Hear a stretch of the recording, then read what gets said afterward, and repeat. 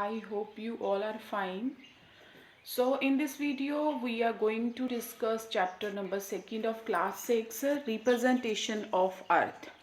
So this is very beautiful chapter and very easy because the half of the part of this chapter you have already done in class 5th. ठीक है, तो मैंने अभी पहले यही chapter शुरू करवाया बिकॉज मुझे लगा कि इसके बारे में बहुत सारी इन्फॉर्मेशन आपको पहले से है, then you can easily understand this chapter. ठीक है, बाकी थोड़ा हिस्ट्री जैसे है उसमें थोड़ा आपको डिफिकल्ट लगेगा, बट ये चैप्टर में हाफ हमने 5th स्टैंडर्ड में किया हुआ है, तो अभी हम इजीली इसको कर पाएंगे. ठीक है, okay. So let's get start the chapter. Before start the chapter I just want to tell you about myself. My name is Jas ma'am. Okay, so I am making the video for the students of social science 6, 7, 8, 9, 10th classes सबके लिए मैं बनाती हूँ. ठीक है, तो जो मेरे चैनल पे नए हैं please subscribe my channel and enjoy the video, and if you want particular chapter you can just send me message, then I will definitely try to make video on that topic. Okay, so let's get start the chapter of representation of the earth. Okay, with the availability of the actual photograph and picture, it has become clear that the earth is spherical in shape. In other order to the study the detail about the earth, it is represented in a different way. The most popular one are the representation in the form of globe and map. Let us study more about them. क्या कहते हैं इसमें, this is the just a introductory part. कहते हैं जो बड़ी studies हुई हैं अर्थ के ऊपर, तो उसमें यही बताया गया है, जहाँ फिर जितनी स्नैप्स वगैरह ली गई हैं तो उसमें ये बताया गया है कि जो अर्थ है वो एक ग्लोब की तरह है. मतलब एक जो आप बोल सकते हो एक जो है उसका जो सफेरिकल शेप में आप बोल सकते हो वो है. तो अर्थ के डिफरेंट मैप भी ड्रॉ किए जा चुके हैं अब तक, और उसको ग्लोब की फॉर्म में भी रिप्रेजेंट किया जा चुका है. ठीक है, तो ग्लोब हम ऑलरेडी पढ़ चुके हैं, तो इस चैप्टर में हम लोग अर्थ के बारे में ही डिस्कशन करेंगे. ठीक है, तो दिस इज़ ग्लोब. आप देखो ये ग्लोब हमने 5th स्टैंडर्ड में किया हुआ है. ठीक है, नॉर्थ पोल, साउथ पोल किया हुआ है, इक्वेटर भी किया हुआ है. ठीक है, और मैंने सन रेज का भी आपको बता दिया था. ठीक है, ये लैटिट्यूड्स भी हमने किया हुआ है. ठीक है, तो अब हम इसको आगे बढ़ते हैं. ग्लोब क्या है? A globe represent the 3 dimensional view on of the earth. ठीक है, ग्लोब क्या करता है? आपको 3 dimensional व्यू देता है अर्थ की. ठीक है, it show the shape of the ocean. Ocean की शेप आपको पता चल जाती है. द कॉन्टिनेंट करेक्टली, कॉन्टिनेंट्स को आप अच्छे से देख सकते हो. It also show there correct relation on one and other as they are on the earth. ठीक है, एक कंट्री दूसरी कंट्री के साथ कहाँ पर अटैच है, कहाँ पर ओशन है, कहाँ पे लैंड मासेस है, आपको सब आपको जो है ग्लोब के थ्रू क्लियर हो जाता है. ठीक है, similarly the distance based on scale and direction of places are fairly correct on the globe. जो ग्लोब है, ग्लोब से आपको one place to another place का डिस्टेंस जो है वो भी पता चल जाता है. किसके थ्रू? आपको पता चल जाता है स्केल, जिसके थ्रू हम मेजरमेंट करते हैं. ठीक है, स्केल का भी हम लोग 5th स्टैंडर्ड में पढ़ चुके हैं. ठीक है, फिर से मैं आपको एक बार फिर से सब कुछ दिखाऊंगी क्योंकि वो भी इस चैप्टर में सब कुछ डिटेल में है. ठीक है, okay. A globe give us a better idea of parallels. ठीक है, पैरेलल्स क्या होती हैं?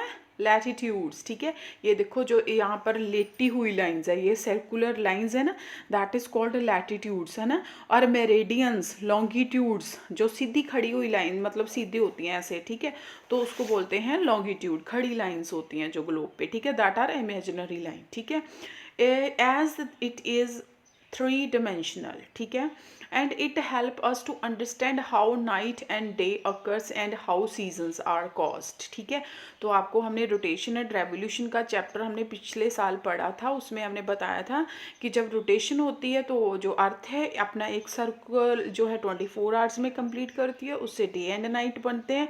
और जो रेवोल्यूशन होता है वो 365 डेज और 6 आवर में कंप्लीट होता है.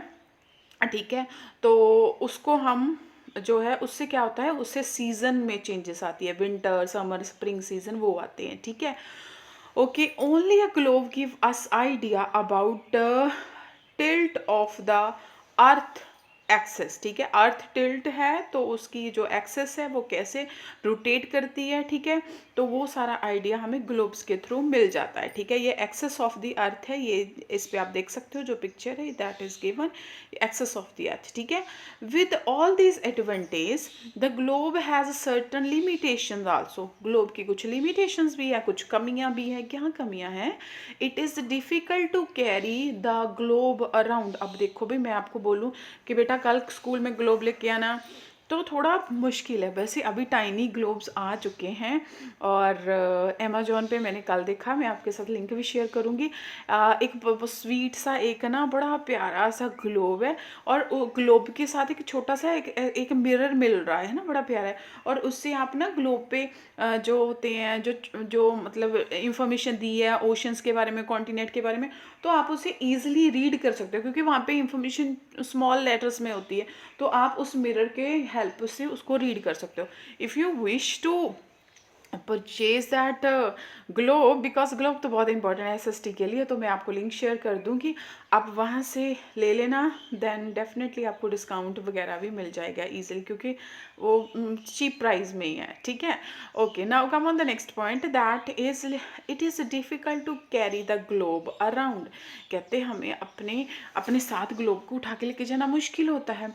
Although inflators globe made of plastic also available, yet inflating and fixing at the axis takes lot of time, ठीक है। तो बड़ा मुश्किल होता है इसको कैरी करना, लेके जाना, फिर उसको दोबारा से वो करना, है ना। तो इस take a lot of time, ठीक है। Globe can't be used if we want to study a specific part of the earth. अगर हमें अर्थ का कोई स्पेसिफिक पार्ट डिटेल में डिस्कस करना है, तो ग्लोब इतना ज़्यादा वो नहीं होता हमारे लिए। हाँ, अगर अर्थ में आप सारे ओशंस को, सारे कॉन्टिनेंट्स को देखना चाहते हो, फिर आपके लिए ग्लोब ज़्यादा बेनिफिशियल है एज कम्पेरेटिव टू मैप, ठीक है। Okay, it does not show the detail such as town, village, road, railway etcetera of a country, ठीक है जी। अब ग्लोब पे आप देखो, इंडिया का देखोगे तो इंडिया में आपको नहीं दिखाएंगे कि कहाँ पे हमारी इंडिया में कौन सी स्टेट है, कौन सी हमारी रोड जा रही है, कौन सा हमारा विलेज है, वो हमें नहीं शो होगा, वो हमें मैप से शो हो जाएगा, ठीक है।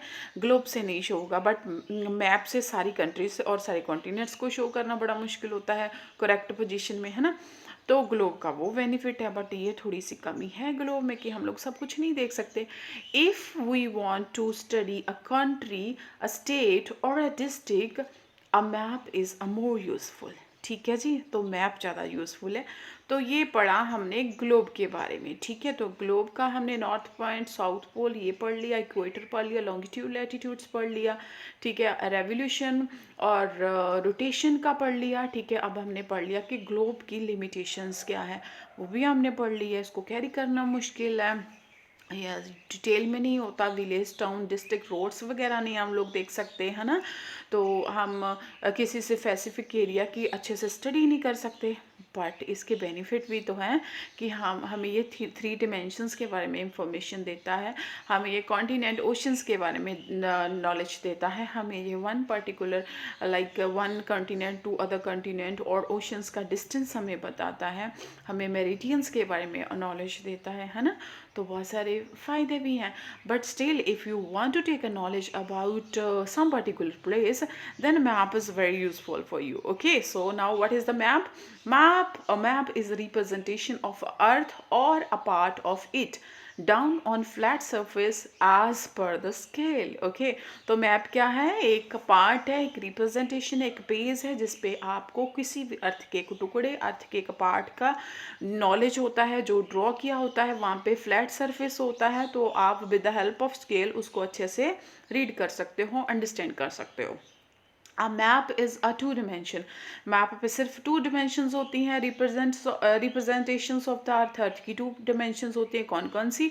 Although map does not give us idea us an idea of the true shape of the earth, yet it has some advantages. ठीक है, कहते हैं जो मैप है उस पे आप अर्थ का देख सकते हो, एक जो पर्टिकुलर प्लेस है, लाइक इंडिया है तो इंडिया में कितने स्टेट्स हैं, कितने रोडवेज हैं, रेलवेज हैं, कौन सा विलेज, कौन सी सिटी, वो आपको इन्फॉर्मेशन दे देगा।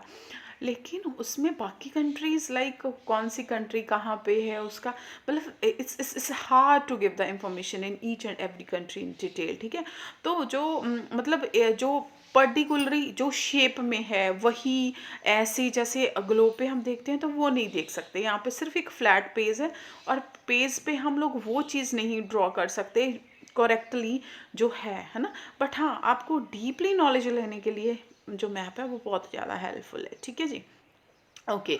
Map is useful for showing large area as well as a very small area. आप इंडिया के बारे में मैप फिल करना चाहते हो तो इंडिया का मैप ले लो, पंजाब के बारे में फिल करना चाहते हो तो पंजाब का मैप ले लो, लुधियाना के बारे में फिल करना चाहते हो लुधियाना का मैप ले लो। तो it's very easy. Okay okay, very mute details can also be shown on a map. The body detail, छोटी detail, everything is mentioned on a map. ठीक है, for example, कौन सी example है, map can also show, क्या show करता है, several graphical, natural and cultural elements such as mountains, hills, rivers, tributaries जो नदियाँ वगैरह, ठीक है, and distribution of the forest, rainfall कहाँ पे है, सोर्स ऑफ इरिगेशंस, ठीक है, local location of the historical places, ठीक है।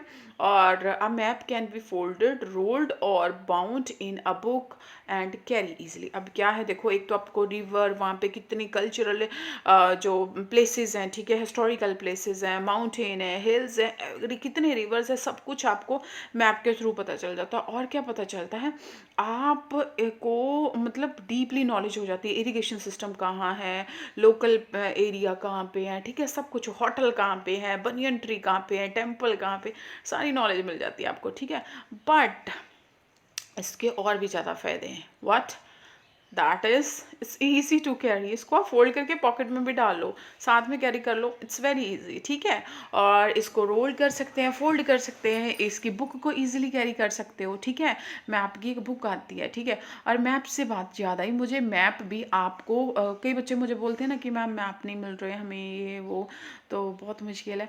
तो अमेजोन पे वो भी 100 रुपीज़ के 100 मैप शायद मिल रहे हैं, शायद कम प्राइस में ही है, तो वो भी मैं लिंक शेयर कर दूंगी। If you want to purchase then वहाँ से परचेज कर लेना। ठीक है, okay. Now come on the next point, that is map making is an art of required a special skill and training. ठीक है, मैप को रीड करने के लिए आपको इंफॉर्मेशन होनी चाहिए, आपको पता होना चाहिए कि हाउ टू रीड मैप। ठीक है, हर एक बंदा ईजिली मैप नहीं रीड कर सकता क्योंकि उसको सिंबल्स वगैरह नहीं समझ आते, तो इसके लिए कुछ सिंबल्स होते हैं जिसको अच्छे से अंडरस्टैंड करना बहुत ज़रूरी होता है। ठीक है, the science of the map making is known as the cartography. ठीक है, कार्टोग्राफी मीन्स आपको मैप को उसको बनाने के लिए, उसको पढ़ने के लिए, उसको रीड करने के लिए कुछ स्किल्स जो हैं वो जानने बहुत ज़रूरी होते हैं। The science of map making, जो मैप बनाते हैं उनको जो है उनको जो नॉलेज होनी चाहिए। ठीक है, the science of the map making is known as cartography, and the experts of map makings are called cartographers. ठीक है, जो जो जो ये ग्राफ्स वगैरह डिज़ाइन करते हैं, बनाते हैं, उनको कार्टोग्राफर्स बोलते हैं। ठीक है जी, so what is the word और what is the meaning of the map? So the word map is derived from the Latin word mappa, mappa से निकला ये लैटिन वर्ड मैपो से, विच मीन्स इज नैपकिन और cover cloth. ठीक है, तो इसका मतलब क्या होता है, नैपकिन और कवर क्लोथ। ठीक है जी, so that's it for today, and in the next video we will discuss the history of the map making. ठीक है जी, so I think यहाँ तक आपको क्लियर हो गया होगा। So now I wanna ask one question from you. What are the benefits of map and what are the benefits of globe? So there are two questions, so kindly give the answer if you understand the chapter. Take care, bye bye. And one thing more, I will announce the brilliant student's name on the next video. Okay, so those will give the answer, right answer, so hurry up, give the answer.